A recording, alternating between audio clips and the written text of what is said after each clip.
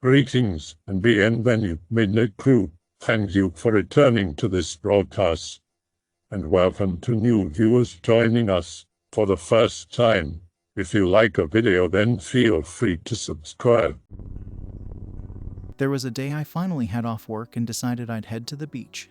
The closest beach is about an hour and a half away, and I decided to book it at dawn to try and get there on time to see the sunrise on my own.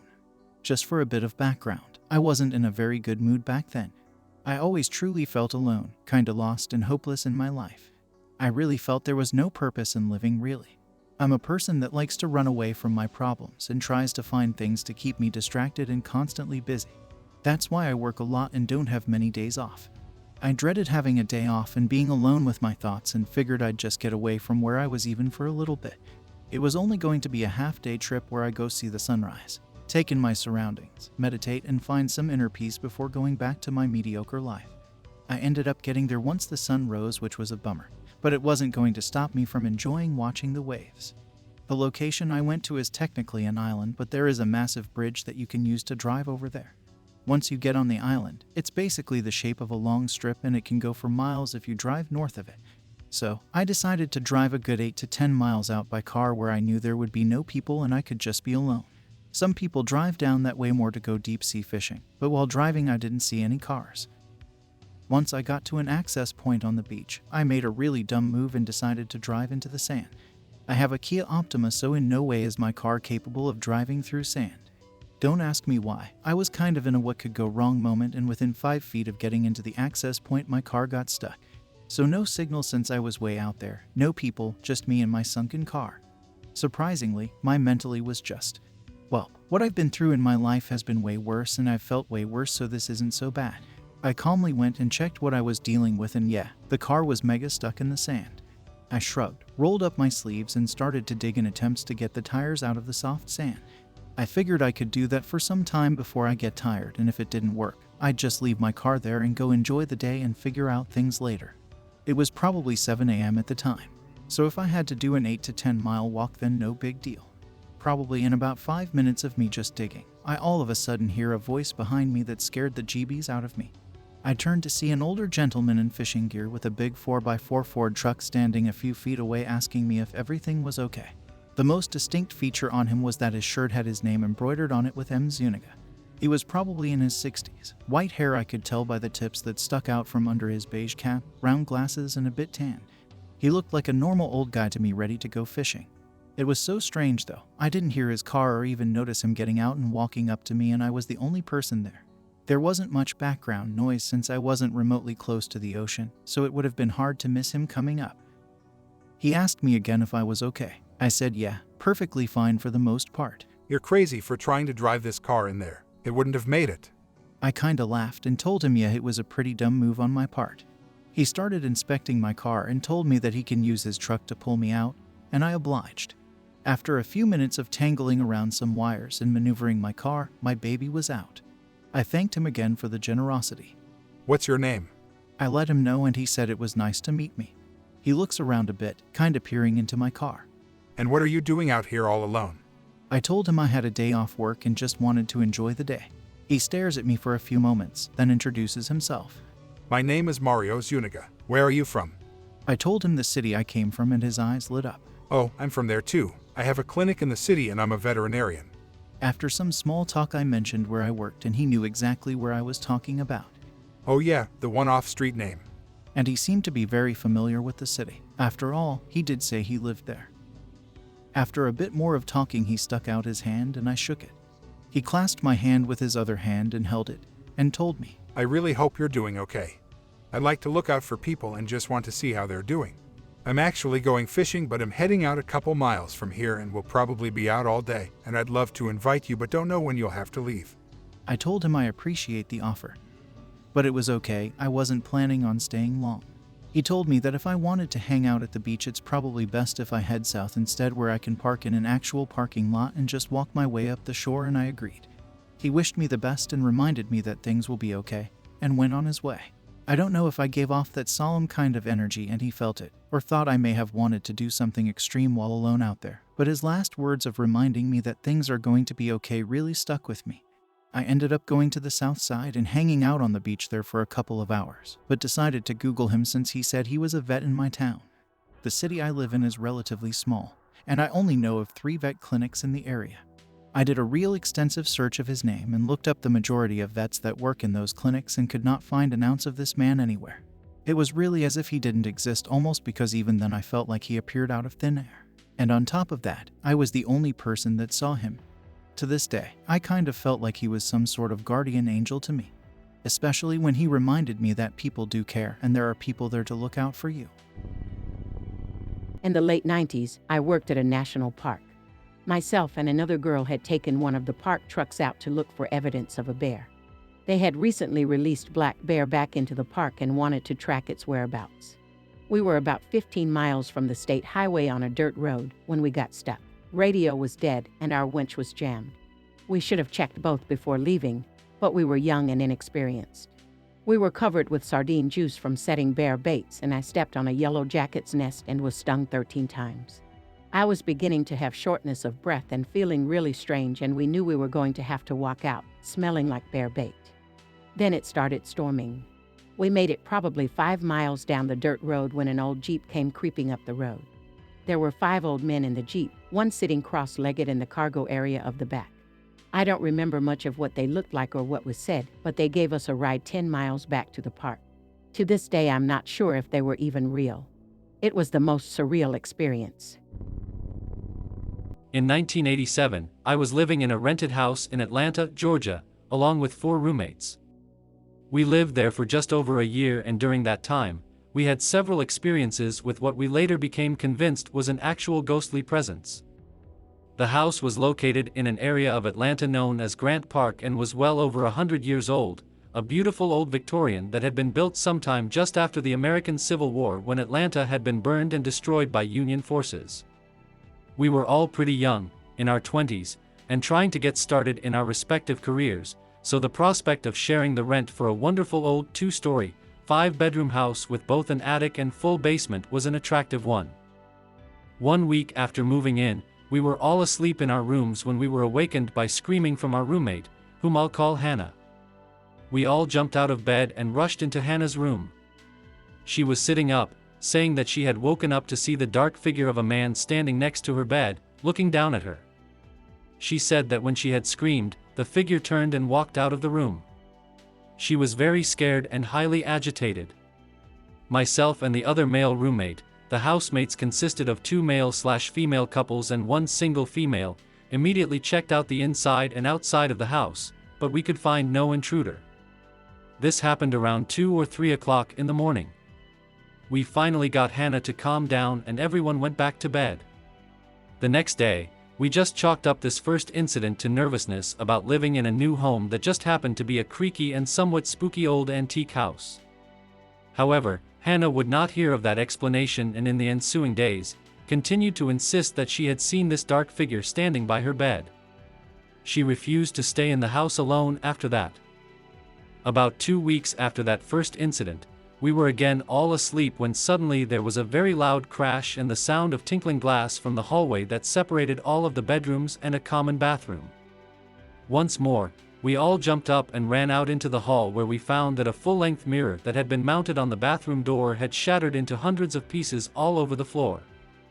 Since everyone had been asleep, we could not figure out how this had happened, as the mirror frame was still securely fastened to the door and only the glass itself had broken. Atlanta is definitely not prone to earthquakes, and the street was not a busy one as far as vehicle traffic, so we ruled out the possibility that a large truck had passed by and caused vibrations to occur inside the place. Later, similar poltergeist activity would manifest itself in many other ways. There was one instance when I was home alone in the house watching television when, for no good reason that I could later ascertain, 3 candles that were sitting on the fireplace mantel suddenly fell off onto the floor, almost as if someone had swept them off with a hand. Then there was the phenomenon that we all experienced at one time or another, where personal objects and other items would go missing, only to turn up later in a place where the owner would swear that she had not left them. On one occasion, missing car keys were found lying right in the middle of the person's bed after a thorough search had been conducted for them by everyone home at the time. Other strange activity came in the form of knocking and tapping sounds heard coming from either the attic or the basement when it was certain that no one was in either space. The only other incident that involved the sighting of an actual entity occurred about 2 months after we had moved in. We were having a small party at our place and a houseguest, who none of us had met prior to the party, was taking a personal tour of the place on her own. She suddenly came running up from downstairs saying that she had just seen a man standing in the corner of the basement. She said that when she had called out to him, he simply disappeared. We immediately went down to the basement to check and of course, found nobody there. This was most interesting because there was only one entrance leading into or out of the basement, and a person who might have been trying to play a trick would not have been able to escape past anyone without being seen. As noted, the houseguest who saw the figure in the basement was a new acquaintance whom we later determined had no prior knowledge that our place had any sort of unusual activity connected to it. After about 6 months of all this, things seemed to quiet down and no more ghost activity was noticed or reported by anyone. We began to convince ourselves that maybe we had all overreacted to some degree and perhaps we were just being overly imaginative about the whole thing. Finally, toward the end of our time living in the house, my wife and I were out at a restaurant one evening having a drink and dinner. We struck up a conversation with another couple sitting at a table nearby, 2 people who were complete strangers to us and whom we happened to meet that night by total chance. When they asked us where we were living in Atlanta, we told them about our place in Grant Park. They said, "Really, we used to live in Grant Park. Which street do you live on?" When we told them, they said, "That is interesting, we used to rent a house on that same street. What is your address?" When we gave our address to them, they said, "Oh my God, we used to rent that exact same house ourselves," immediately followed by the women saying, "Have you seen the ghost yet?" Well, you can imagine that both my wife and I were completely flabbergasted to have received such validation about our ghost problem from 2 complete strangers. We ended up comparing notes with them and they told us about many strange happenings they had witnessed in the house that were quite similar to our own. That experience thoroughly convinced me that there really is something to the whole subject of ghosts, and afterward, I no longer dismissed similar stories that I heard from other people quite so easily. When I was about 8 or 9, my dad had a 1970s Chevy Nova in that awful glittery brown color. It broke a lot, even though at the time my dad was a mechanic. Anyways, every Sunday we would drive to my grandparents' house for family dinner. They lived about 5 or 6 miles away, I think, but as a child I remember it feeling like forever. This time, on a warm summer's afternoon, the car stalled, then shuttered and died. We were on a busy main street with 2 lanes in each direction, damn near bumper-to-bumper traffic. Talk about terrible timing. My dad says we may be out of gas. Of course, the nearest gas station is behind us, on the same side, and it would be impossible to U-turn. The only option was to push this thing almost a mile up the street and slightly uphill. So my dad gets out to push, and being an 8-year-old girl who thinks she can actually do anything, I jumped out too. Now, I was never physically strong, but I believed somehow I was making a huge difference for my dad, but probably not. The whole time, Dad kept swearing and more than once complained that no one stopped to help. Then, really out of nowhere, this guy runs up and said something like, "Need a push?" I noticed he was tall, wore a white shirt and blue jeans and cowboy boots. He had a kind smile and a warm glow. At the time I didn't think too hard about it, but I thought it was weird and I couldn't shake the feeling. As soon as he joined in, however, the car really started moving, too fast for me to keep assisting. So the stranger grabbed me and set me on the trunk lid and told me to hold tight. Ever been on the outside of a moving car like that? It's thrilling, and I didn't want it to end. But just before we reached the gas station, the guy said, "Looks like you got it from here?" And I guess Dad nodded and the guy left, in a hurry. I remember looking at the front of the car really quick, then back to look for him, but I couldn't see him. Didn't try to rationalize that, not sure why I didn't until later in my life. Once my mom steered us into the driveway for the gas station, we started to slow down. My dad was worn out, sweating and not happy. Then we started rolling back into the street. I jumped down to rally and push when another man ran towards us and started rocking it up and down until the wheels crested and rolled us fully into the gas station. It wasn't until we were at the pump and thanking our lucky stars that I looked at the man. I knew it was the same guy, only now he had on a black shirt. I was awestruck. I just stared and I'm sure my mouth was wide open. He waved to my mom, and I swear he winked at her too. My dad shook his hand and just said thank you like he didn't notice, and I'm guessing he didn't because when I asked, "You saw that, right?" He just grunted back, "Saw what?" then went inside to pay for the gas. He walked back the way he came, but before I could see where he was headed, Mom yelled my name and I looked away. I didn't say anything about it for years until I was at an office Christmas party at the company my mom and I worked for at the time. People asked about things we couldn't explain that happened to each other, and I retold for the first time the experience. My mom overheard and cut in and finally explained what I couldn't. She had a boyfriend named Matt in her senior year of high school who died horrifically on a highway in the Coachella Valley, on a trip he was supposed to take her on. Her parents refused to let her go at the last minute. He was a car guy, and only ever wore blue jeans, boots, and a white or black shirt. The kicker is, she knew it was Matt because this wasn't the first time since his death that he had shown up in this way to help her out of a car problem. I had absolutely no idea until then. In the 14 years since the ordeal, I'd researched phenomena and the like to try to figure it out. My conclusion was a ghost, because I just couldn't make enough pieces click. Everyone, including me, got chills after she told us. I haven't seen him since, and I haven't asked my mom in a while, but I believe that was the last time for her as well. This happened a long time ago. I was 12 and in my grandparents' village. We had a cow and an ox. Usually the son of the bull, usually just one, took all the cattle to graze, and at night he would take them back. Cows know where to go when going home. My grandpa had a male ox, and since my father was an adult and he wasn't there, I took the responsibility. Basically, my job was to go around the village with the ox trailing after me, calling the people to open their doors. Our ox would grunt to call the herd and all the females came out. From then on I had to take them to a clearing up the mountain and then later take them to the river.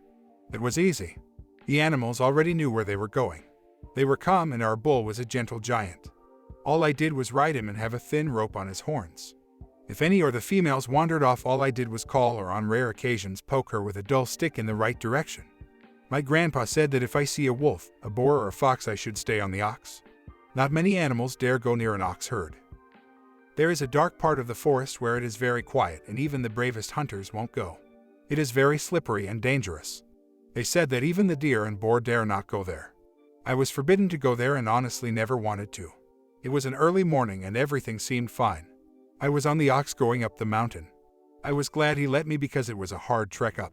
I saw that one of the females was wandering off. I followed her and left our ox and the dogs to guide the herd. She went into the forest. I ran to her and got on tying the rope on her horns. I tried steering her away, but she continued. She went to the dark part and stopped. I didn't want to get off in case she ran back and left me there. I heard a crunch and turned. A very old man was walking towards us. He looked frail with dirty clothes and a long beard. I was scared, so I laid on the ox, clinging to her, not wanting to fall if she ran. Oxen aren't like bulls. They don't jump and kick when scared. They either attack with their horns and trample or run. I was ready to hold on no matter what she chose. Our oxen don't take kindly to strangers. Before I took them out, I had to go to every house and have the ox owner introduce me to the animal. That way they saw that their owner trusts me and their herd leader trusts me. I knew she would either attack or bolt. But she just stood there. The stranger came to us and petted her on her head, whispering something I didn't understand. He looked at me. His eyes were completely white. Then he turned around and left. He just disappeared in the trees. Suddenly the female grunted as if had just woken up. Our male makes that noise every morning and bolts the way we came from. We found the herd. I quickly got on our ox and yelled water. He knew that command and went down towards the river. There were houses there and it was closer than home. I barged in one of the houses and tried to explain. A couple there stayed with me and sent their daughter to call my grandpa. I couldn't sleep for days remembering those white eyes. My grandparents didn't let me leave the house for the garden and I wasn't allowed near the trees. Later I learned they were protecting me from a lesnik, the forest spirit which can take the form of a man, an owl or a wolf. It hates when people go into its part of the woods and can kidnap you. I later learned that the ox which took me there had fallen ill and died. It sometimes stays in the trees as an owl looking for the offender. For years when I went to my grandparents, they wouldn't let me be alone. Not just outside but inside too. I am never going into these woods again. I hope that you enjoyed tonight's broadcast. If you enjoyed tonight's story, then please subscribe to the channel as more green texts will appear daily. A new broadcast will appear when the clock strikes midnight Central Time.